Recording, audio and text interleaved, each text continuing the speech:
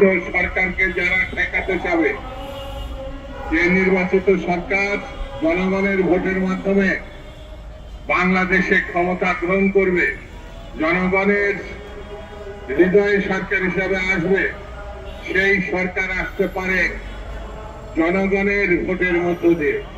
আর সেই ভোটকে যারা বিভিন্ন টালবাহানা, বিভিন্ন অজরা করতে, বিভিন্ন মতলবী কাণ্ডখানখানার মধ্য দিয়ে ঠেকাতে যাবে, তারা হচ্ছে বর্তমানে সব থেকে দেশের গণতন্ত্রের স্বাধীনতা সার্বভৌমত্বের সব থেকে বড় শত্রু। এটা আমাদেরকে মনে রাখতে হবে।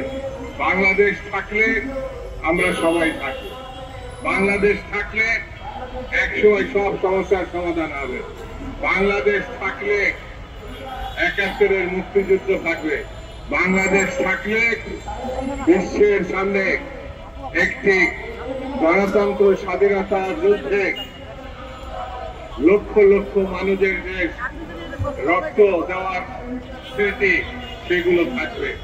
সেই বাংলাদেশকে রক্ষা করতে হলে, স্বাধীনতা সার্বভৌমত্ব রক্ষা করতে হলে পরীক্ষিত নেতৃত্ব, দেশনেত্রী বেগম খালেদা জিয়া, জনাব তারেক রহমান যে লড়াই ১৭ বছর ধরে করেছে, যে লড়াইয়ের মধ্য দিয়ে আপোষ কখনো করেন নাই, সেই নেতৃত্বের দিকে আমাদেরকে আমাদের সমর্থনের হাত বাড়িয়ে দিতে হবে এবং সেই নেতৃত্বই পারে বাংলাদেশকে রক্ষা করতে।